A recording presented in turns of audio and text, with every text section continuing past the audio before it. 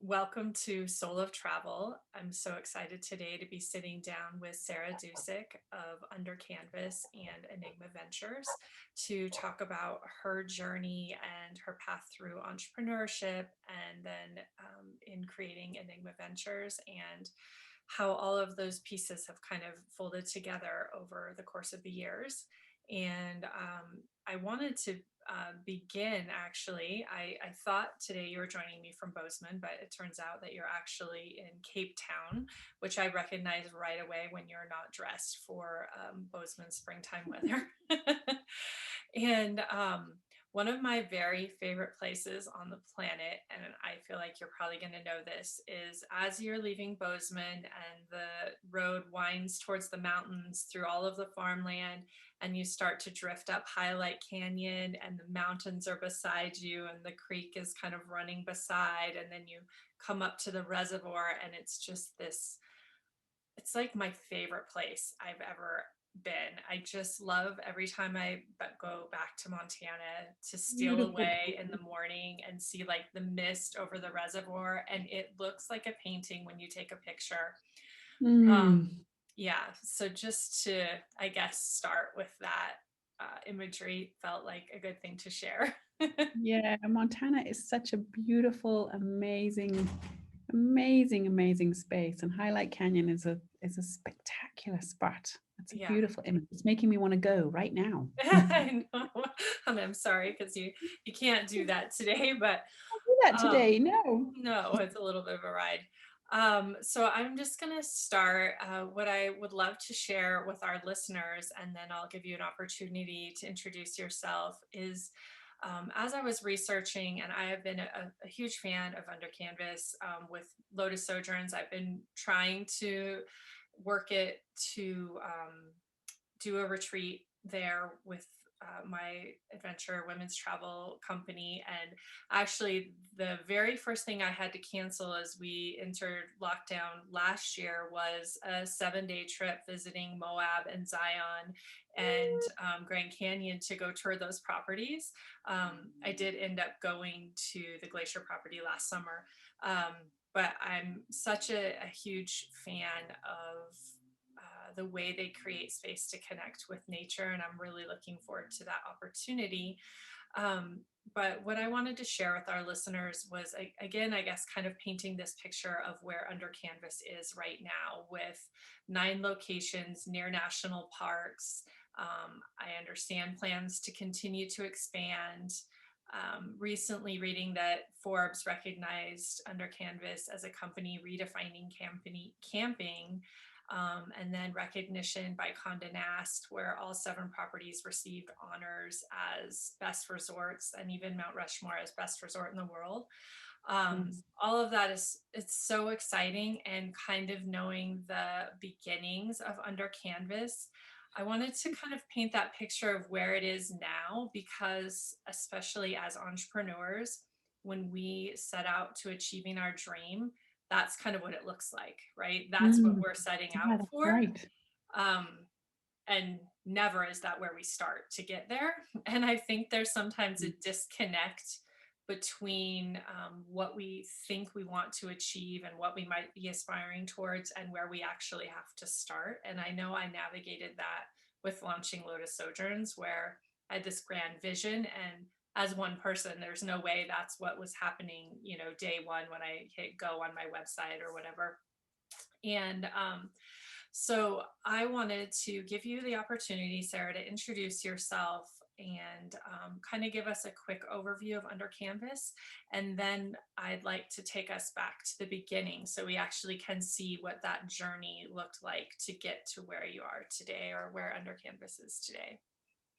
I love that. Thank you, Christine. I mean, that's such a profound thought, isn't it? Because when we look at businesses that we assume they've made it, they're super successful. It's really hard to imagine that they weren't always that.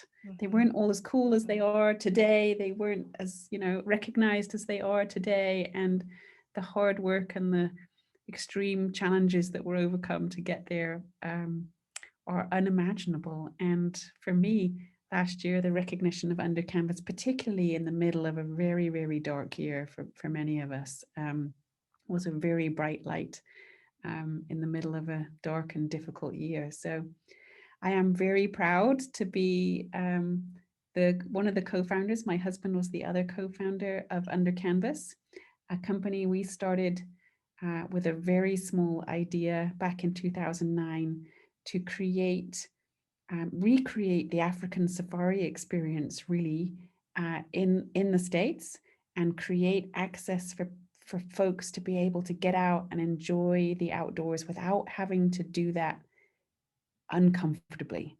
My husband was from Montana, and hence the Bozeman connection we were just talking about. And I'm British originally. And when I first came out to Montana with him, this sense of just the awe of the big, wide open spaces, and they call Montana big sky country, and this sense of just these wild, majestic places. And it struck me so much how similar Montana was in lots of ways to sort of big, wide open prairies, big, wild open savannas in Africa. And that was the spark of an idea of, oh, maybe we could recreate that experience here at home. The magic of being on safari, of going off to find wildlife, seeing beautiful wild places and experiencing them in wonderful luxury and comfort. And could we help more people get outside who wouldn't normally camp, experience the outdoors like that? And that was just the beginning of an idea over 10 years ago now. I love that idea. I am really fortunate to have both sat outside of a tent in a vast savanna in Africa and in the middle of nowhere in Montana, and hadn't really created that connection, but very much like just, and I think it's that awe that you mentioned. It does something to who we are inside to sit in that space. And it's just, it's so important, I think, and we really overlook that importance. And I know for me, particularly in Africa, that was kind of when I became aware of really wanting to create meaningful and powerful travel experiences for people that replicated that feeling that you get when you feel like so small and so connected at the same time from those vast spaces. So yeah, I love that idea. And so if we go back to the beginning, you mentioned that you grew up in the UK. And I have had a sneak peek of listening to some podcasts. I mentioned this before we hopped on. I actually just finished listening to the glamping podcast with Ruben Martinez, which was so fun to hear that story. And then also first connected with your story beyond just under canvas, listening to the Kara Golden show. And ironically, I was driving to Montana to be with my parents last summer, and was listening to that podcast, pulled over to get coffee in Butte, which is not far from Bozeman. And I just was like, this is the craziest thing I'm going to do, but I am texting Sarah Dusek right now, emailing and asking her if she'll be on solo travel, which at that point I had only done like 8 episodes. And I was like, this is just the story that I want to tell. And I had no reason to believe that you would say yes, but I was just like, you know what, this is how it's going to happen, is just to take that leap, which we're also going to talk a little bit as well. Absolutely. Yeah. You never know what's going to happen when you take action and you try and make something happen. You never know what you can pull off. Yeah. So it's just kind of funny that there's like this common thread that keeps winding through. I could have been listening to that podcast anywhere, but I happened to just be in that space right in there. Montana. Yeah. And so I kind of know a little bit of your backstory, was where all that came from, that you had thought you might be a lawyer, had gone to law school, which I also have a criminology and sociology degree, and had a notion of that for about 5 minutes until I thought about how much time that required me to be inside. Yeah. And how boring that actually would be in comparison. Yes. Running an adventure travel company or being a lawyer. Yeah, it's kind of a little bit different. Tough one. Yeah. And then ended up taking you to Zimbabwe. And that's kind of where I wanted to start. If you could begin sharing what was going on in your life at that moment and what that experience kind of meant to you, and we can go from Yeah. there. Yeah, I graduated college and had decided that I probably didn't want to be a lawyer after spending 3 years training to be one, and um, was hugely drawn to Africa. And my first job right out of college was working for an NGO in Zimbabwe, and I fell in love with the continent. Hook, line, and sinker. I was sold. And I thought at that moment in time, I am going to spend the rest of my life living in Africa, and nothing is going to drag me away from here. And I spent 2 years in Zimbabwe, and then a lot of unrest started to happen, and difficult political circumstances. And so I ended up having to leave and getting another job in the Far East. But I spent 2 wonderful years in Zimbabwe, which really, those years have made such an imprint on my soul, really, and have influenced everything I have done since. And the reason I'm sitting back in Africa right now, I'm in Cape Town right now, is because of those 2 years in Africa 20 years ago. And I just fell in love with the safari experience. It wasn't I wasn't involved in the safari experience, but every chance I got, I would go off out into the bush, and we'd go on safari or we'd go camping. I had friends nearby who had a game reserve that we used to go hang out at a lot and just enjoy. I loved it. I loved it so much. I felt my most alive being out in the bush. Mm. I can really relate. I remember that when I was in Uganda and the very first time that our guide was kind of like quiet, and we were sitting there, and this elephant comes by, and then another elephant, and then a little baby comes Magical. toddling across in front of us. And again, it's that same kind of feeling of that like smallness and connectedness, and just feeling like how you felt as a child. So like everything is possible and the world is beautiful. And Yes, the world's a beautiful place out in the bush. yeah, Everything feels magical and special, and there's no evil in the world, and there's no bad things happening, and you are totally transported into a whole other world. It's yeah. amazing. Yeah, it's an amazing container for just learning about humanity. And I wish it for everyone, which is again like kind of why I'm in this industry, is because I really truly want everybody to be able to feel that moment for at least a Me moment in too. time. Yeah, me too. And that was why we really created Under Canvas. It was like, can we try and recreate some of the magic of this experience and translate it so that you don't have to travel halfway around the world to experience it, or spend, thousands and thousands of dollars, which the average person can't do. Mm-hmm. Um, how could we make this accessible, and how could we allow people to enjoy and experience the gift of being outside? Mm-hmm. And that was part of the vision for Under Canvas. And one of the reasons, even today, we don't have Wi-Fi in the tents. The idea is that you disconnect to connect with the planet, connect with those people that you're traveling with, connect with your loved ones, connect with the big sky, sit outside and enjoy the stars, spend some time off your phone. Um, and enjoy just a change of pace of life, and just being disconnected, um, and connected to the planet, which is an amazing feeling. It is. It's such a gift. And also, interestingly, one that's hard to achieve these days. And I'm sure traveling, around the world, you think you're in the most remote location, and you still have your cell phone on you because maybe you're using it to take pictures or something. And all of a sudden, you get a ping of a notification, and you're like, why is there internet here? This is Yeah. How horrible. did Like, this happen? yeah. Yeah. Yeah. Yeah. So you went to Zimbabwe and then you ended up um, back in the UK eventually, where you and your husband started your first business.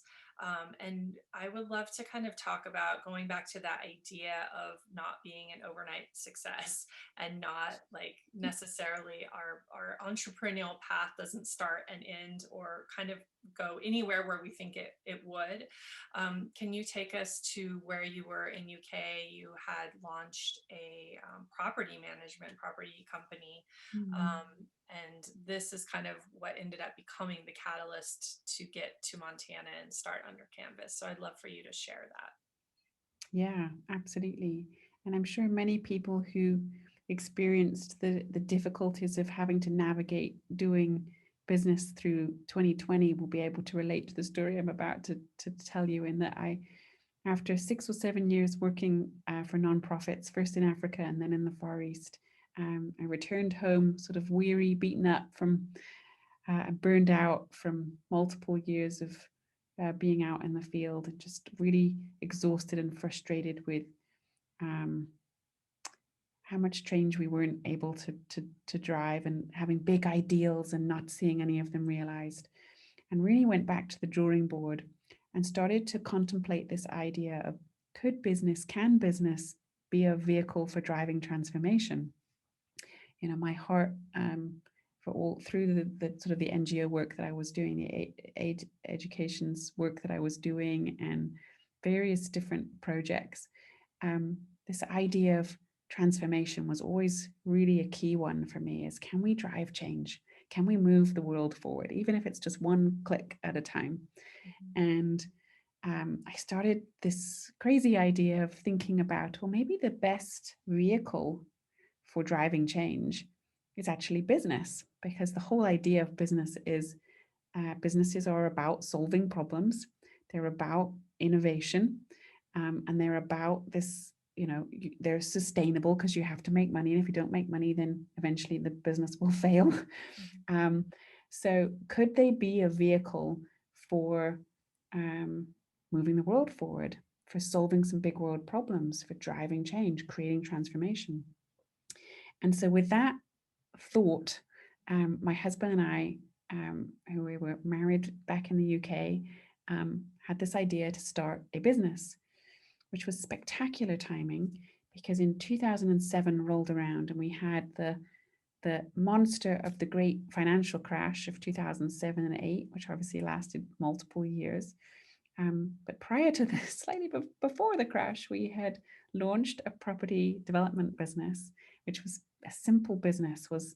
We were renovating old houses, doing them up and selling them, and we were training and equipping young men, mostly men, young boys off the council estate near where we were living at the time, public housing in the US, who were school leavers with no skills, no qualifications, no job potential. And the idea was, could we train them? Could we help them develop skills, help them learn a trade, work at the same time? You're working and learning. And could we do a project, develop a house, do it up, sell it, make a profit, carry on?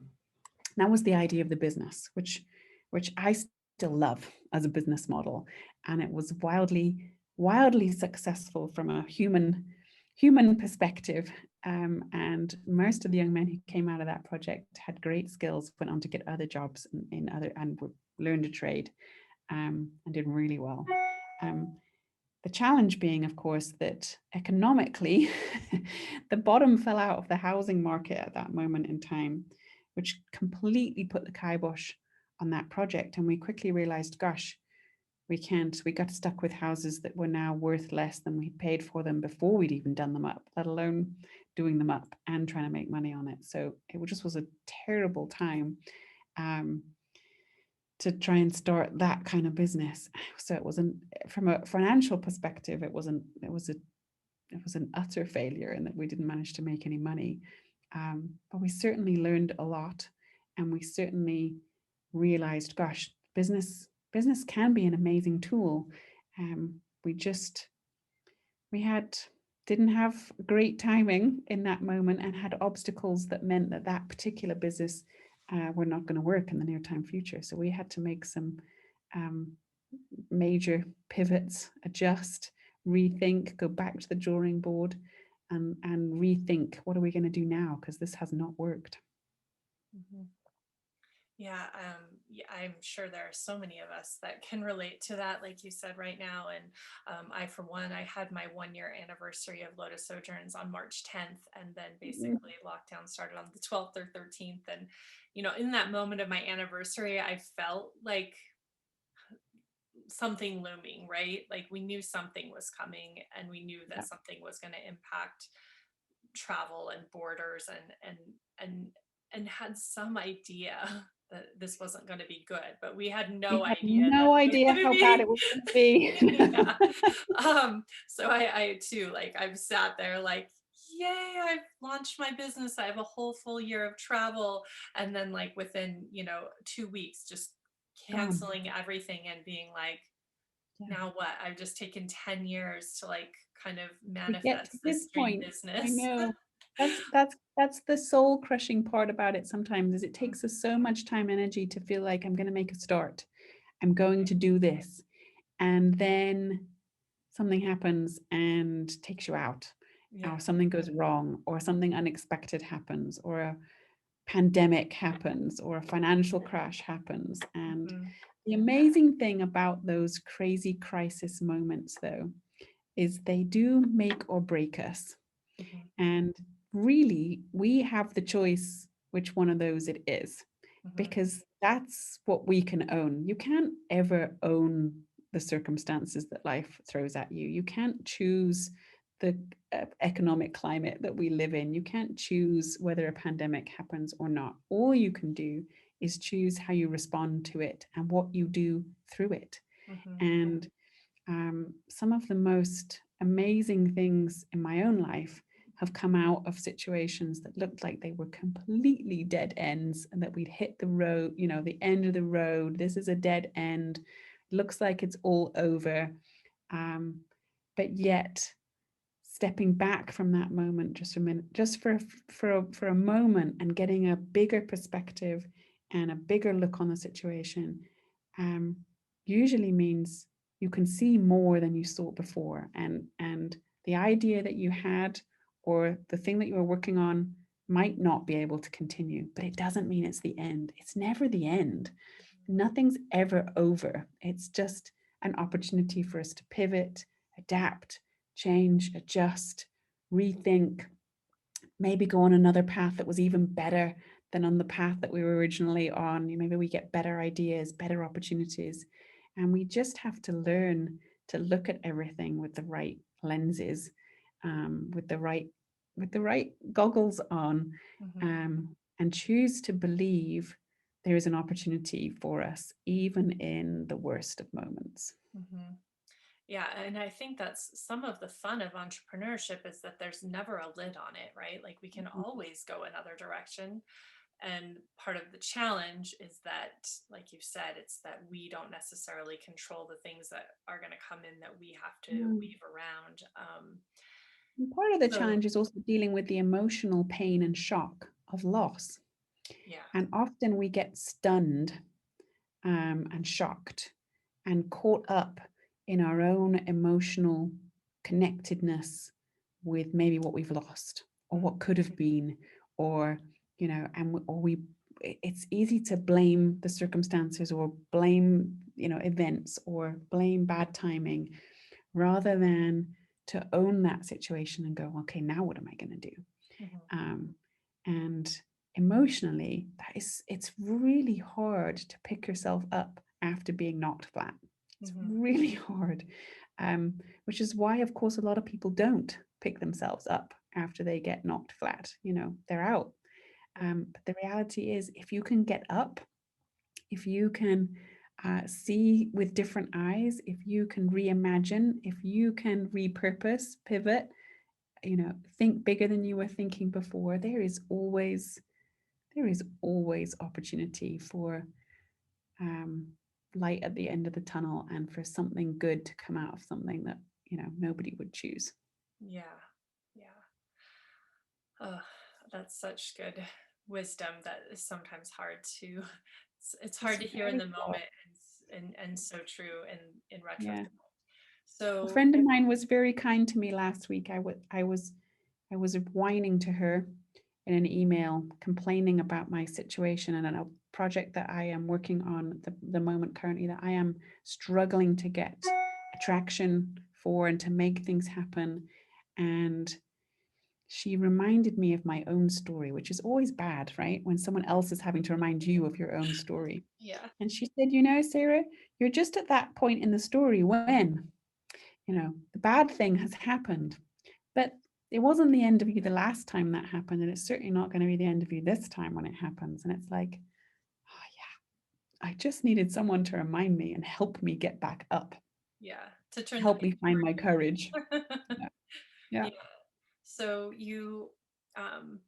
I guess kind of where you learned this lesson, or where you walked through this before, you really ended up walking away from your business, this program you were trying to create in the UK, and headed across the ocean to Montana, to the heart of my heart, which I also love, to have her to be with your husband's family and look at what was next, like just Yeah. kind of hit reset and see what could come. So when you were there, can you talk about the beginning, or kind of this is where you started to connect the dots with the big sky and safari and Africa and nature, and like maybe there was something here. What did that look like at first?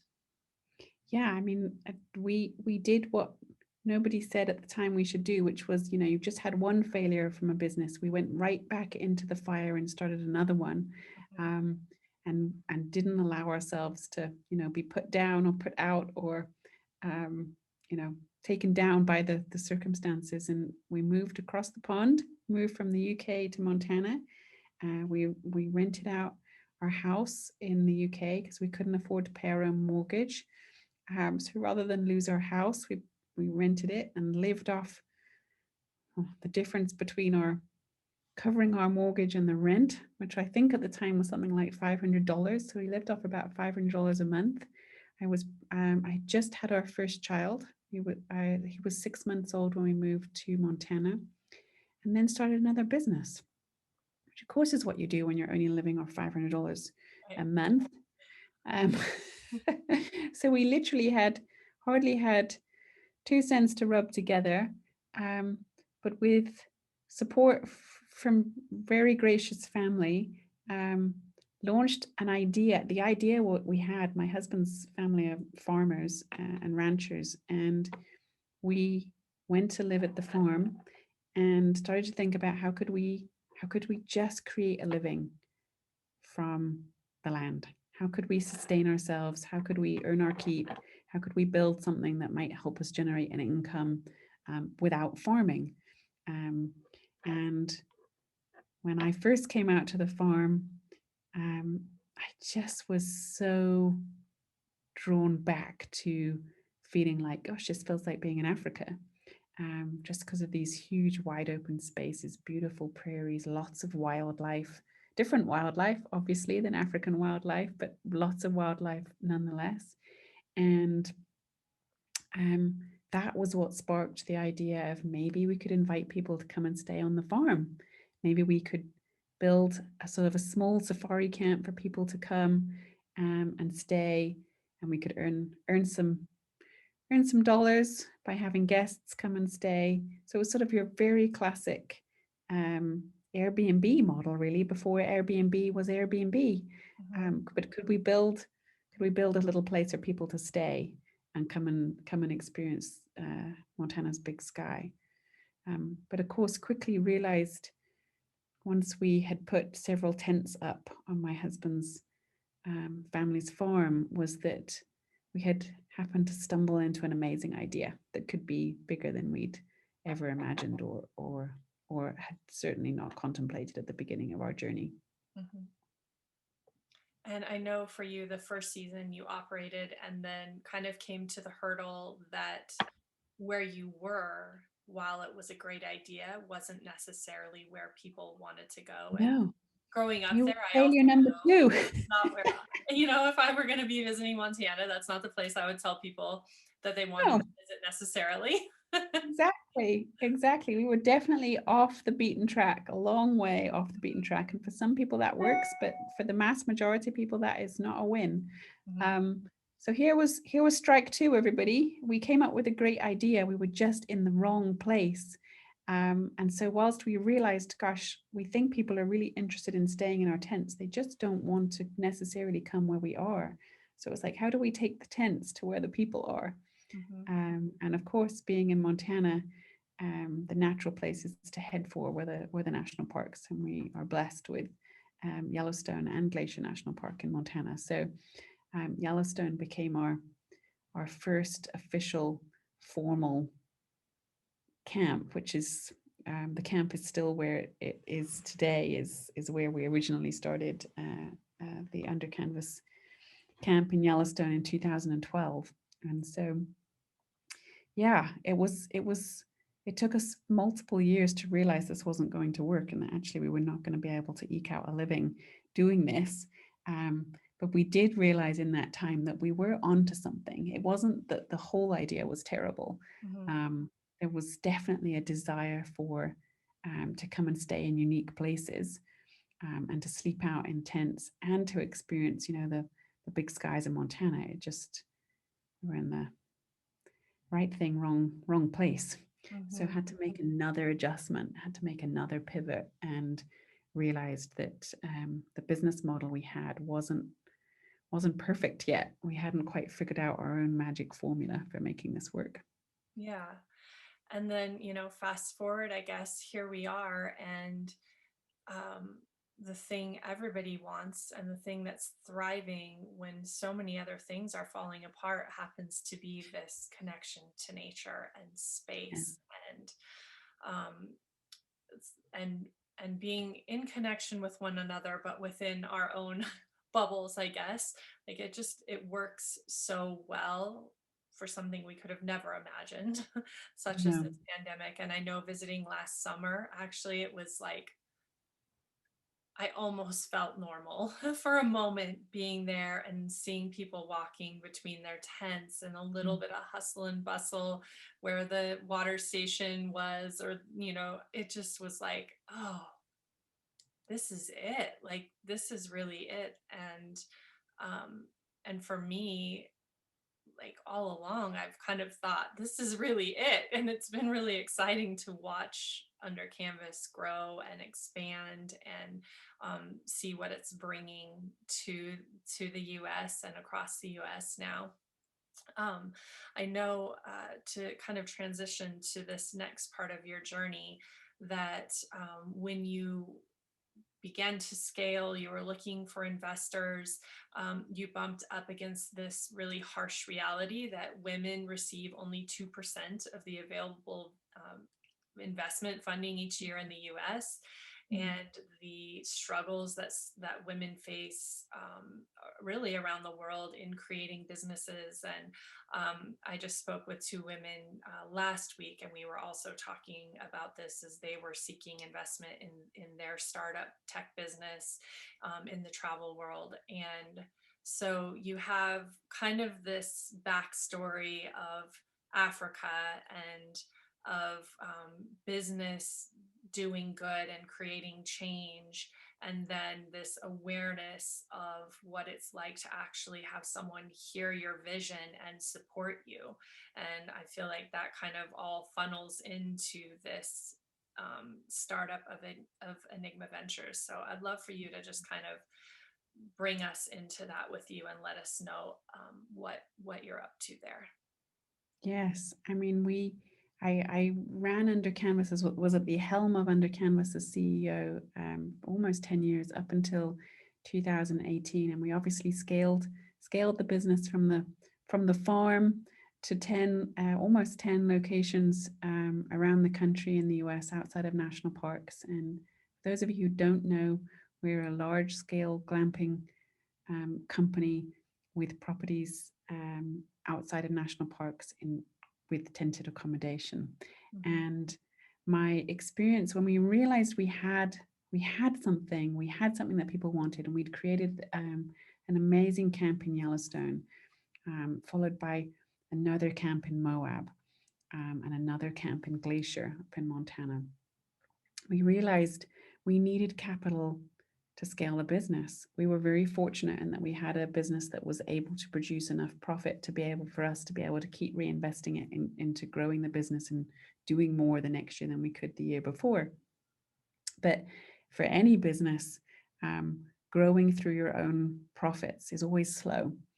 And we realized we were going to need outside partners to help us grow and to help us get where we thought we could do and we could dream.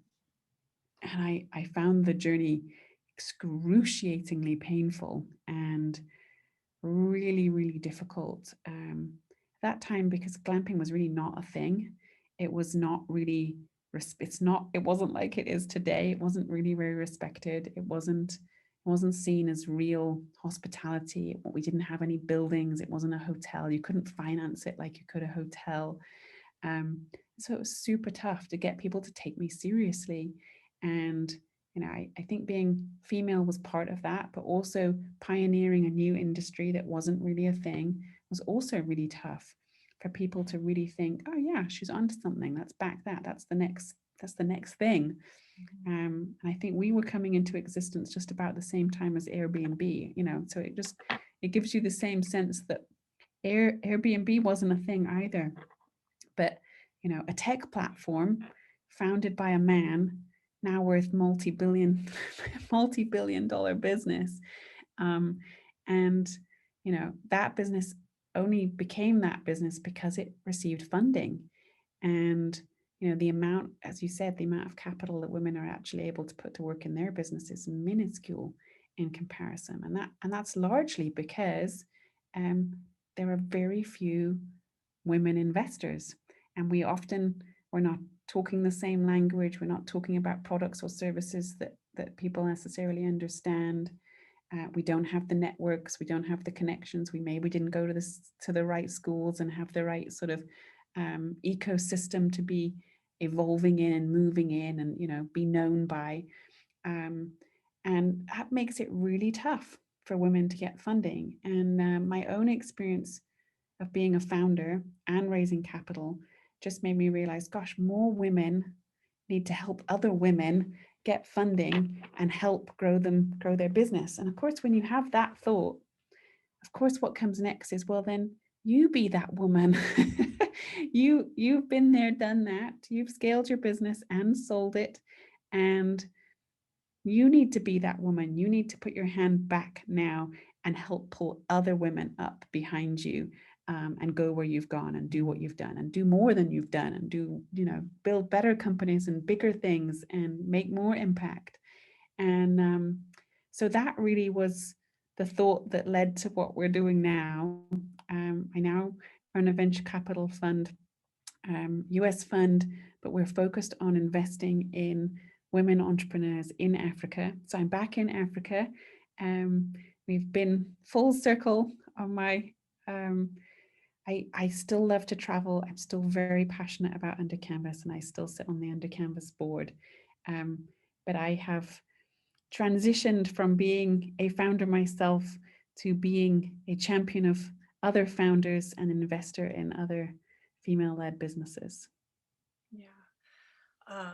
It just reminded me of back to kind of my first trip to Africa, and I was sitting, and I've told this story probably too many times on Soul Travel, but sitting in this remote village in Uganda and connecting with women who were artisans and who were also really, really determined to be leaders in their communities, to figure out how to create businesses so that they could support the local school and they could support their children and they could support the growth and success of everyone. And they were asking about microloans and microfinance and all, and I was so blown away by the conversations that were coming out of that space, Mm. that for me was another moment that just shifted my reality and Yep. shifted my worldview. And I was actually just listening yesterday to a conversation with Brene Brown and Melinda Gates, and she was talking about the power of investing in women. And I know that you are familiar with this concept, but Melinda Gates was saying how um, empowering women and being a catalyst for women-owned businesses is often seen as a periphery issue when you're looking at solving global poverty. And she was saying that that's because it's this result of this patriarchal society labeling it like that. And they also got on this kind of side tangent about soft sciences and hard sciences that they faced, and that it came out of that same sort of labeling system. But what she's found over her work in Africa as well is that really that the marginalization of women is the central issue, and that everything stems from that. Yeah. And this is kind of like where my heart of heart lies as well, is knowing that that is like a truth, the truth. And so when you looked at investing in women and starting this business, can you talk about why that is also so important to you and what you've seen as a result of this kind of work? Yeah. I think inequality is really the root of all poverty. And I think, even in the US this last year, we have seen just the huge consequences of inequality. We've seen it in healthcare, we've seen it in outcomes, we see it in crime rates, we see it in so many different ways. And really the root of all of the big systemic societal problems that we have and that were so exacerbated and so obvious during this last year of COVID is because of inequality and because of lack of access to something, lack of access to education, lack of access to good healthcare, lack of access to capital for opportunities. There were some crazy stats that I read last year about home ownership, and access to renting homes and buying homes, and percentage of white folks compared with Indigenous people and people of color, and home ownership. And it's like, just that one stat just shows us just that, we are not all living on the same playing field. And from an Africa perspective, there are huge economic gaps that we have to overcome. And I think if the pandemic has taught us anything, and I hope it has taught us so many things at a very deep level, but if it's taught us anything, I hope that we realize more than ever we are not all equal. And the catastrophe of that means that the inequality of some affects the world that we live in for all of us, and affects the consequences of what our world becomes and looks like. And the implications in Africa, for example, of managing wild spaces, for example. Our habitats are destroyed, or rhinos are poached, for example. Elephants are poached for their ivory because people need to earn a living. It's not because they do it because they think it's fun. It's because they're doing it to feed their families, because they feel like they have no choice. And it's like, when there's inequality and huge, extremes of inequality, the effect is that we will destroy our world. We're already seeing it in terms of our climate change catastrophe that we are facing, and the implications of that, and that actually we're not moving forward, we're going backwards. And I've read some very depressing stats from this last year of, from a women's perspective, women in the workforce alone have gone back 30 years in time, where we were 30 years ago, where the same stats of now women in the workplace are the same stats as they were 30 years ago. In just 1 year, we lost because of some of the issues around equality. And largely that's about equality, and earning power of women. and who it makes more sense to stay at home and look after the children. So there are so many factors that um, affect women, affect the world that we all live in, affect the world that we create together. And equality is such a deep inequality is such a deep root that we have to address if we want to build a better world, if we want to save our world, and if we want to build a better world than we've got right now. And so that's really the heart of why we decided to get into this space of thinking about investing to counter steer.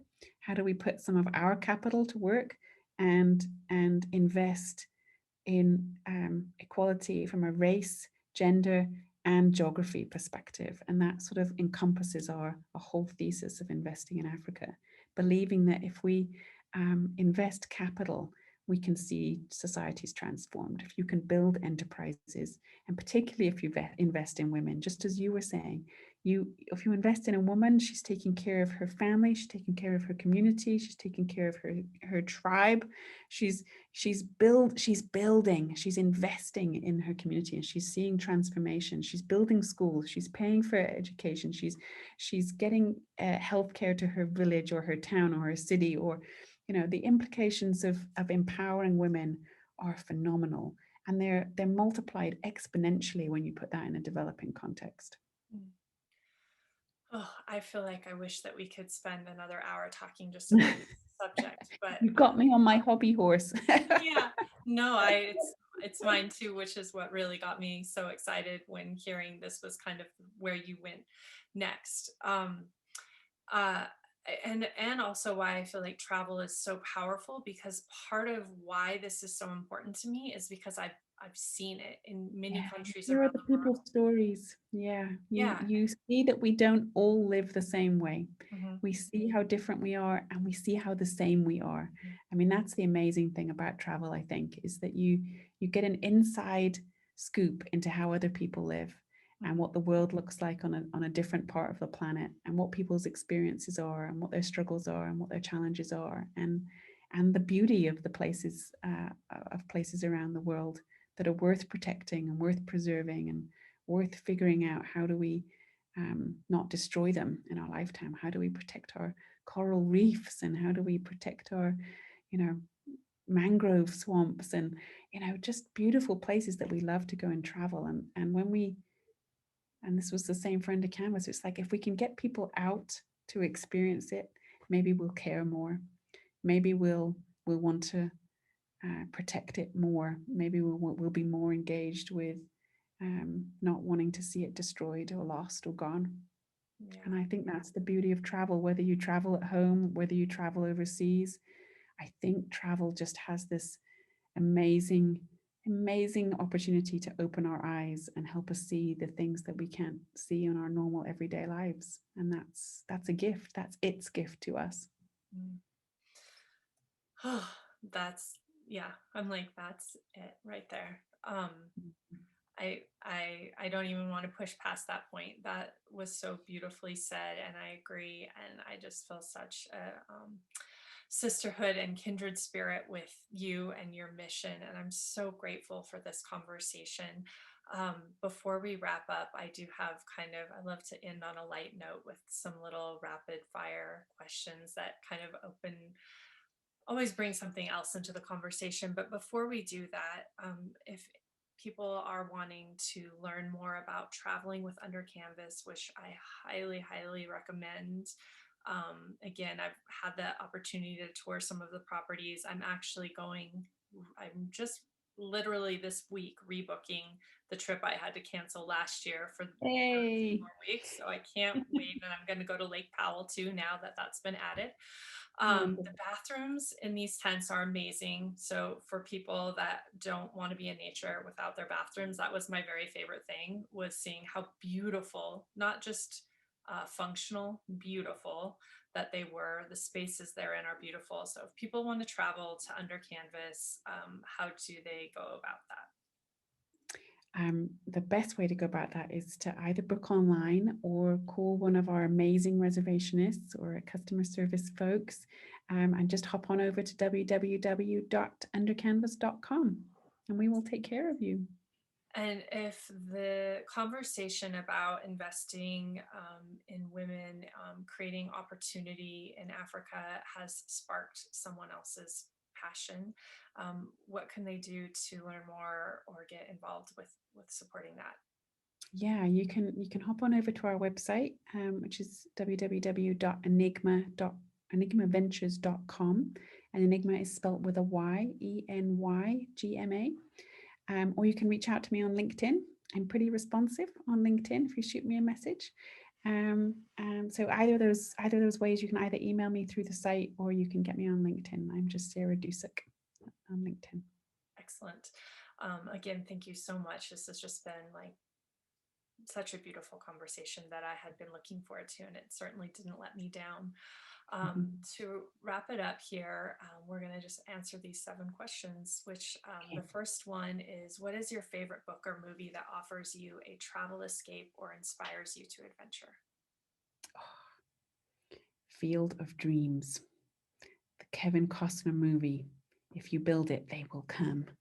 Um, uh, so the travel part is, big wide open spaces of Iowa, but it's going beyond where you've gone before. That's what I love about that movie. When I was listening to your conversation, actually, on the glamping podcast, as you were speaking, I actually heard the whisper of "if you build it, they will come," and then you actually referenced that, and I was like, "Oh, that's so crazy." What is always in your suitcase or your backpack when you travel? Oh, great question. Um, I think I always have an eye mask with me, especially if I'm sleeping out in a tent and the sun comes up really, really early in the morning. An eye mask is often not far out. Yeah, eye mask and earplugs, actually. Mhm. I have little kids who are now 12 and 9, and so I like to be able to sleep through everything. So there we go, eye mask and earplugs. Yeah, earplugs have been a recent addition to my travel setup as well. What is your favorite destination? I have too many. I have too many for one. And probably my favorite one is always the place I'm going next. Mm. Um, I I love to explore. I am a true pioneer and I love going places I have not been before. So I always love the new. Excellent. So this question will also be a thorn in your side. Where do you still long to visit? Oh, I still have too many of those also. Um, I am looking forward to when the pandemic is not quite so painful for us all. I am looking forward to exploring Slovenia. Pinterest and I have been exploring Slovenia for a while now, and I have a dear friend in Slovenia, so I'm really looking forward to exploring the mountains and the wild places in Slovenia. It looks absolutely beautiful, so that's definitely on my list right now. Excellent. And what do you eat that immediately connects you to a place you've traveled? Mm, I love eating local dishes. Um, Something that we wouldn't normally get at home, but the real sort of unique flavors and unique dishes to the place where I'm at. And which is why even at Under Canvas we love sort of local produce and local flavors. And so every menu will be different at every Under Canvas camp based on local produce and local flavors. So I always just love trying new things and trying the produce from the area. So Yeah, and it never tastes the same anywhere else. never tastes the same when you then cook the same thing at home. No. I cannot cook yucca, and that's something that you get a lot of places when you travel internationally. Yeah. That I've ruined many times. Who is the person that inspired or encouraged you to set out and explore the world? Hmm. Great question. Um, and my honest answer is that I have a really strong faith. I am a Jesus follower, and I say that in a non-religious kind of way, if you can say that about following Jesus, but I think you can, because Jesus was a complete radical and complete revolutionary, and he was always one that was sort of calling people out to go beyond. to go to the ends of the earth. And so I think sort of the ends of the earth mentality has always been in me since I've been a little girl. This sense of going beyond, going places where no one's been before, doing things nobody's done before has always just hugely appealed in my own spirit and in my own sense of self. Mm. Um, I just finished reading the Book of Longings by Sue Monk Kidd, which Oh, love it. Yeah. did you read it? I Um, have read it. Love it. yeah, that when you speak of that longing and that like that beckoning and that story of Jesus, like the character or that story of him in that book was like I connect to that. Like I definitely I feel that emotion and that Mm, sentiment. That story just I was just caught up in it. It was so it super powerful. Yeah. Amazing imagery. and the story of women in that book as well, which could also we could go on and probably hold a really successful book club in this moment, which I am actually doing right now. But Maybe that's the um, next podcast. Yeah. yeah, the next one. If you could take this is the last question. If you could take an adventure with one person, fictional or real, alive or past, who would it be? I would still take my husband.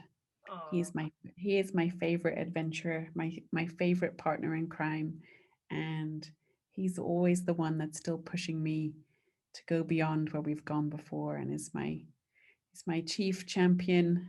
He's my biggest champion. I'm probably his biggest champion, and we've been married 16 years, and we've been working together in business for 16 of those 16 years. Um, and he's still my favorite person to travel with. So excellent. I would take him. I would just leave the kids Oh, I can understand that.